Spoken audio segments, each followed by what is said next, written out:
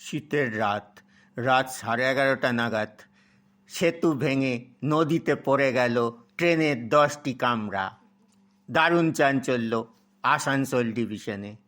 জানা গেছে আসানসোল ডিভিশনের ঝাঁঝা জোসিডি সেকশনের বারুয়া নদীতে মধ্যরাত আনুমানিক রাত 11:30 নাগাদ ট্রেনের 10টি বগি সেতু ভেঙে বারুয়া নদীতে পড়ে যায়।